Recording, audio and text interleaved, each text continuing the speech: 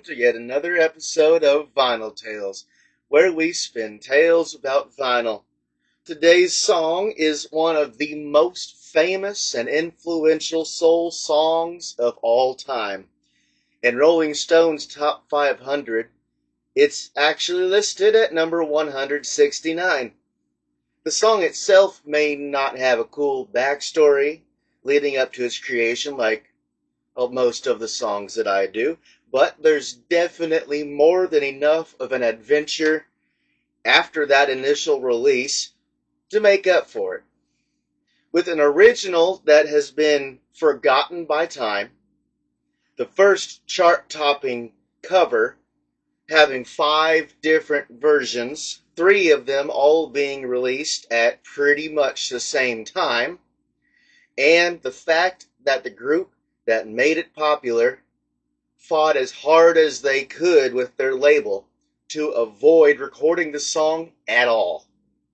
This song would go through seemingly countless iterations, including quite a few from that group that didn't want to sing it in the first place. Some were only slightly different from others, some were drastically different from others, and the others tried to stay true to that original classic.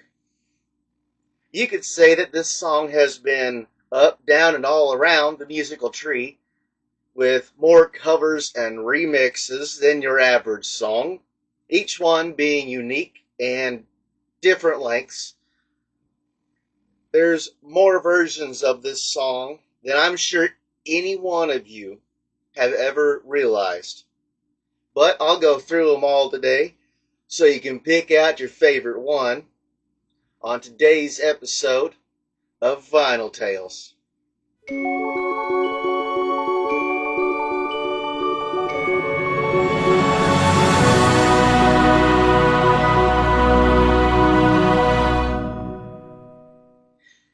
On today's episode, it's going to be a little bit different from my usual format. Normally, the song or album that I pick as the focus of the episode has a cool backstory. Some of them even have cool or interesting connections to other seemingly random stories or ideas. The difference with this episode is that the song that I picked out for today doesn't really have a cool or interesting backstory. When I started looking into it, there was a lot of information to go through, so I thought there would be. As I started going through everything, and I realized that the song I chose didn't have a cool origin story or a source of influence, I did discover at the same time that there is still a lot more to this song than I realized there would be. Starting from the very moment that the people who first sang this song stepped into the studio to record it, going all the way up to present day, today's song has gone through many iterations. Today's song of choice is Papa Was a Rollin' Stone by The Temptations. It's one of the most popular soul songs of all time, but I have a few questions for you about it. First, if I asked you how long this song is, what would be your answer? Your hint is that there are multiple correct answers. Second, as famous as this song is, did you know that it's still just a cover? And third, including more than half a dozen done by the Temptations themselves, how many different versions of this song are there? At least what I was able to find resources for. I'll give you a hint on this question as well. It's a lot more than you think. Written in 1971 and recorded in early 1972, Motown Records had 2 different groups record the same song. First up, a group called The Undisputed Truth was in the studio recording music for their 3rd album, when they were handed a new song called Papa Was a Rollin' Stone.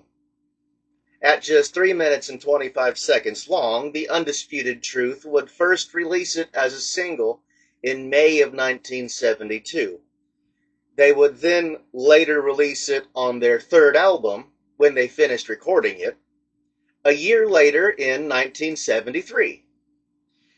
Even though this new song of theirs made it onto the charts, making it up to number 24, due to what would happen just a few months later after they released this single in May 1972, The Undisputed Truth and their connection to Papa Was a Rollin' Stone would end up being forgotten to time. Shortly after The Undisputed Truth released their original version, Norman Whitfield, who helped write the song with Barrett Strong, took this hit and he altered it. He wanted to give it to another Motown group called The Temptations, and he wanted to have them sing it as well. When he approached them, he had created a new, much longer version for them to sing. But at first, The Temptations fought pretty hard. They fought tooth and nail against recording the song because they just didn't like the song. They had multiple reasons that they hated it. But one was that they didn't like the fact that up to this point, Whitfield's instrumentation had been getting more focus in their songs than the group's actual vocals had been. And they didn't like that. There's also a legend that's been proven false many years ago. But there's a legend where one of the members hated the song and absolutely refused to sing it because the opening line is talking about the guy's dad dies on the 3rd of September, whereas his dad in real life died on the 3rd of September. Now, that's been proven obviously false because his dad died on the 3rd of October, a month later, so that's wrong. And the song is about the character's father, who's obviously not in the picture, which is what the song's about, was a lazy good-for-nothing, whereas the singer's actual father was a very well-liked minister. But they hated this song. The Temptations originally didn't want to sing this song, and they fought as hard as they could to get out of it. Eventually, they got over their issues and they recorded the song anyway. However, due to the problems that they had been having with the studio and the producers that they'd been working with at the time, the Temptations were entirely convinced that both the single and that they had just recorded and the album that they were about to release it on would be just one big flop. Neither one of them would do very well. The album came out first. They released their album titled All Directions in July of 1972. Papa Was a Rollin' Stone was included on this album in an almost full-length version. I say that because what is considered to be the full album version is about 12 minutes long. The version released on this album is referred to as the faded early version because it ends at about 11 minutes and 44 seconds instead. They released this song as a single off of the album just a couple months later in September of 1972.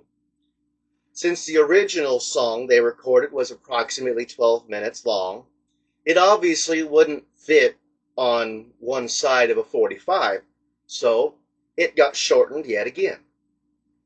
This single version of The Temptations' new cover was cut to 6 minutes and 58 seconds, but the length wasn't the only alteration.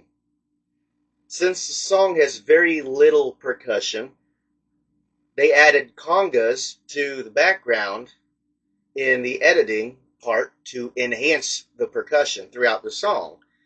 This single version was also released in 1973 on a 3 LP compilation album titled Anthology. And they also released yet another version of this song on the B side of the single. This version was made even shorter, at just 4 minutes and 49 seconds, and was nothing more than just an instrumental. This side has the backing music for the song without the Temptations' vocals. The music was played by a studio group that Motown had called the Funk Brothers. The Funk Brothers would also release this instrumental version in 2004 on a compilation of theirs called The Best of the Funk Brothers 20th Century Masters, the Millennium Collection. And it was this single with the 7-minute A side and the shortened instrumental on the B side that first won the Grammys. Each side of the single won an individual Grammy, and then the song as a whole won a Grammy for the writers. But it was the single here that was awarded all those Grammys. In 1982, so about 9 or 10 years later, a session musician named Bill Wolfer, he had the nickname Wolf that he went by, was given a great opportunity to record an album of his own. Up to this point, he had only been a session musician, and he had played for people like Stevie Wonder and Michael Jackson. He actually did that synthesizer piano intro on Billie Jean by Michael Jackson. When an executive from a new label called Constellation Records offered him a deal of his own. For this first album, he recorded his own version of multiple songs, one of which was Papa Was a Rolling Stone. Wolfer released his version of this song later in 1982, both on his debut album called Wolf, after his nickname, and as a single from the album. His cover of this song was between the two versions on the Temptations' original single release at 5 minutes and 17 seconds, but he also added his own touch as well. In his version, he heavily used a synthesizer called a Moog, M-O-O-G, in the recording of his version, making it his own style, at least up to this point. That's because in 1987, 5 years later, the Temptations released their hit song again. But, being the late 80s, it had been remixed for that 80s sound. Yes, remixed. This 1987 remix had 3 different versions of the song. The main version was 8 minutes and 57 seconds long and is referred to as the vocal version. It's the main version on this little EP single thing. This version of the hit song, in my opinion, was trashed. What they did for this is they shifted all of the verses to the first half of the song, and after that they just repeat the chorus over and over to the end. Those organic drums have been swapped out for those digital drum machines that they used in the 80s during that disco scene. And it sounds like they took the reverb in the song and they cranked it all the way up, not to 10, but to about 15. Because everything in the song echoes pretty much what feels like throughout the whole song. There's even a session where, if you listen to this, there's even a session that starts between about 4.5 minutes and 5 minutes into the song that At least to me, it sounded like they just put a bunch of rubber ducks on the floor and they were dancing on the rubber ducks. These 87 remixes had a second version that they made that's slightly shorter than that 9-minute vocal version. It's 7 minutes and 15 seconds long, and it's called the dub version. Now, since I don't actually have these 87 remixes, I wasn't able to find a recording of this specific version online to listen to it. But if it's anything like that first one, my expectations are pretty low. The third remix that was released on these 1987 remixes of today's song is a shortened version of that vocal version that was simply cut and edited to be a single instead of a longer version like most of the rest of them had been. This one is closer to the length of a regular song at only 3 minutes and 44 seconds. If you want these 87 remixes, it's classified as a single if you look it up, and it was only released in Europe and Australia. And I say good because that disco synthesizer house music version of Papa Was a Rolling Stone to me just sounds absolutely horrible. Just a few years later, in 1990, it got yet another cover by someone else. In 1990, the group Was Not Was released their fourth album, Are You OK? And they included a cover of Papa on their track listing for this album. On the album, it's the group doing their own cover of Papa, and it ends up being about 6 minutes and 42 seconds long. Pretty close to the Temptations' original single.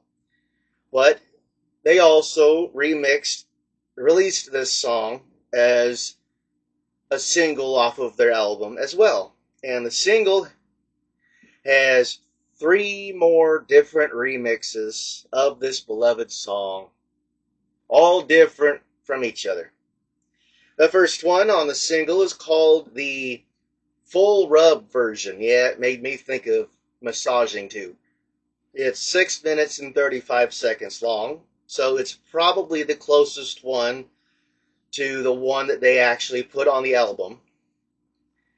If you flip the single over to the B side, you get the other 2 remix versions. The second one is called the Richie Rich remix at 7 minutes and 45 seconds. And the third and final version of this song that Was Not Was released as a single is the Richie's Bass Apella remix. Kind of like acapella, but with bass guitar. That third one is 5 minutes and 35 seconds long. Now this makes 4 different versions of this song, all covers, all done by the same group, and all released in the same year. In 1993, though, one of the former members of the group Wham, George Michael, covered the song himself as well. He first performed it in 1991 at a concert at Wembley Arena. It later got taken and added to a live EP that was mixed with live performances from multiple other people called 5 Live, and that was released in 1993. Most of the other live performances from this 5 Live EP come from songs and performances that were done during the Freddie Mercury tribute concert after he died. From this little EP, George Michael had Papa released as a single as well that same year. His original cover was a 5 minute and 24 second live performance, but the one that he put on the single was much different.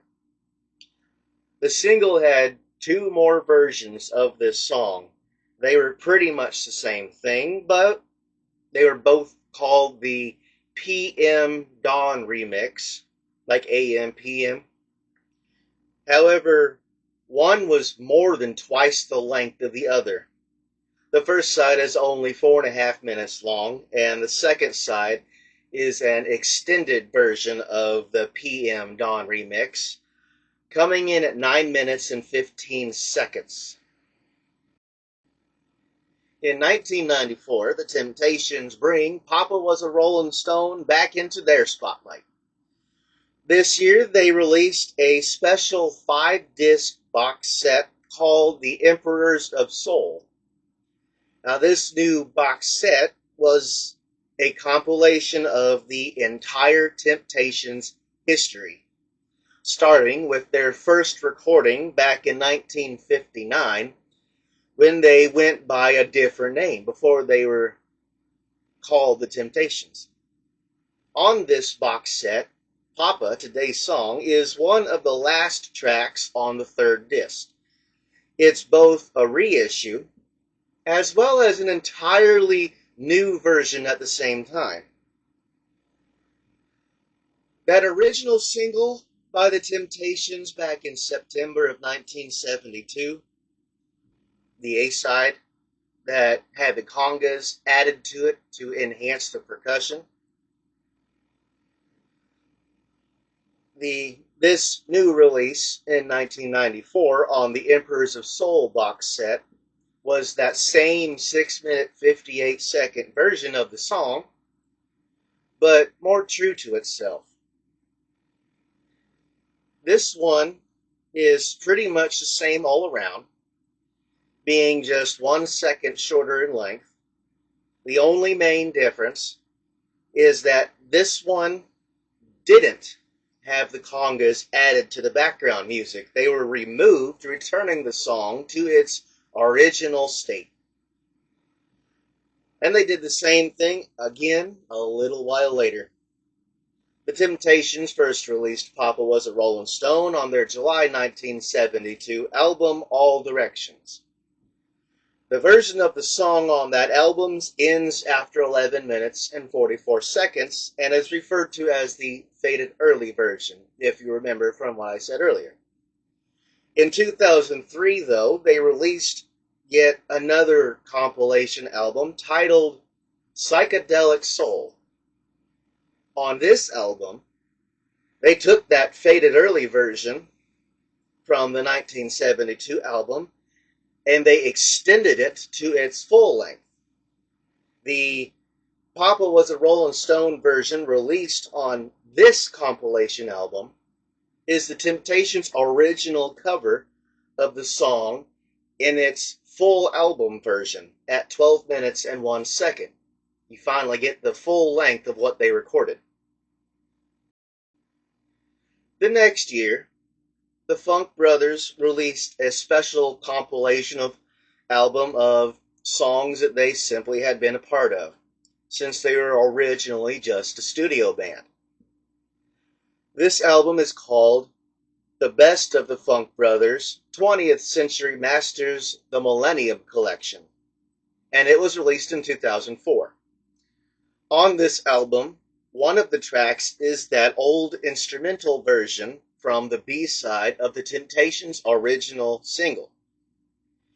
Even though the song is technically listed under the Temptations, the Funk Brothers put it on this 2004 album because on this instrumental version, they were the ones that actually played the music. And the final version of this song that I was able to uncover was released very recently. You see, anyone who listens to rock music knows the name Slash, that legendary guitarist of the band Guns N' Roses. In 2022, Slash released the first album of a new solo career that Slash had started. In May of 2024, he released his second solo album called Orgy of the Damned. This album was a collaboration with many artists since he specializes in playing the guitar and not really vocals. But one of the songs that he put on this second solo album is yet another cover of Papa Was a Rolling Stone. This cover of his, with a playtime of 7 minutes and 51 seconds, is a duet with Slash on guitar. And for the vocals, he brought in Demi Lovato. This cover with the two of them, Slash playing guitar and Demi Lovato singing, is between the Temptations' original album and single releases as far as length goes, but from the many versions of the song that I've heard by now, I would say that this one, by the two of them, is the one that stays the most true to that original chart-topping version of the song by the Temptations. Slash is already known for being a top guitarist, but when Demi Lovato comes in and she puts her voice over his guitar in this cover, they do an amazing job. Just in case you had a little trouble keeping track of all of that, I kept track of it for you. When I started uncovering all of the different versions of today's song that had been released over the years, it very quickly became quite confusing. I'd see something referenced here, then referenced again there, and then that first one would have something else mixed in with it that came after the second one, and then it was ridiculous.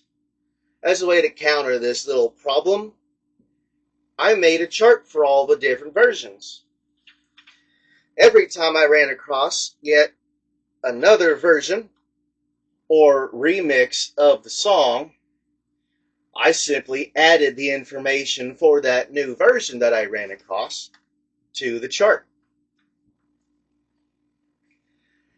I have it, as you can see, I have it sorted in different columns. The first column is the artist that released that version.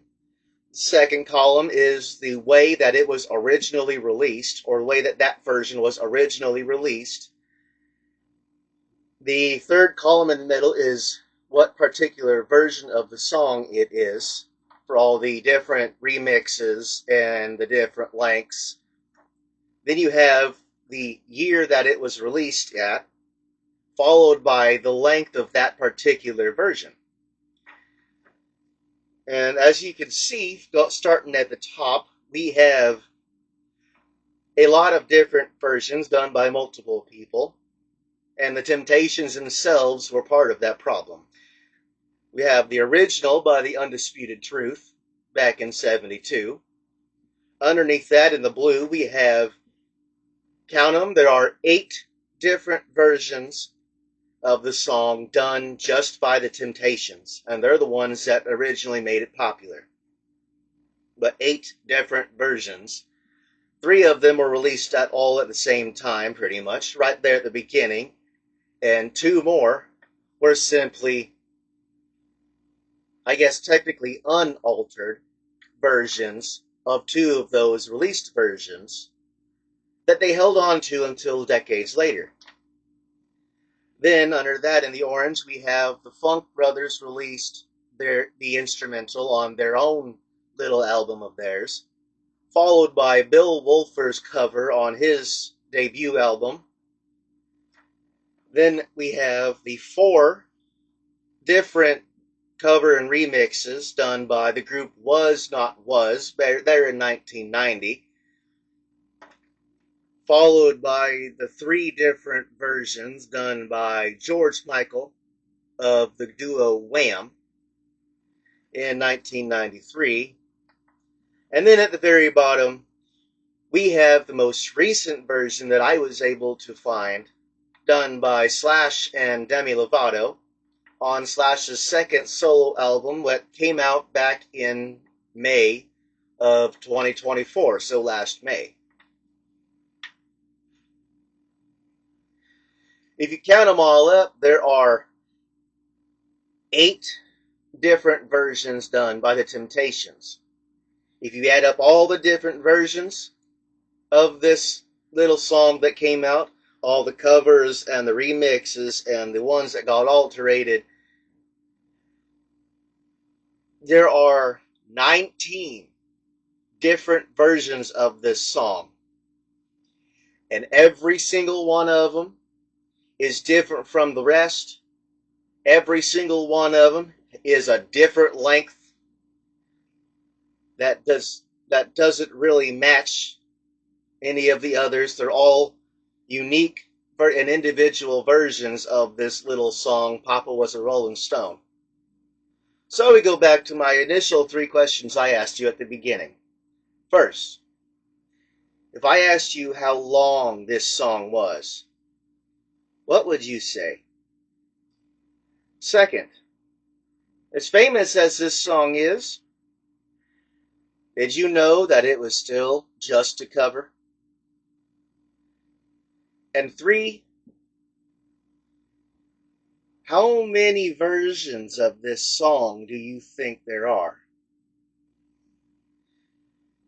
Whether you do just the ones that were released right there when it first got popular, or you do the entire run of its life, there are still multiple versions. Even the original version that got popular had 5 different versions right there. But that's all I got for you today. This was Papa Was a Rolling Stone, made popular by the Temptations, originally done by the Undisputed Truth.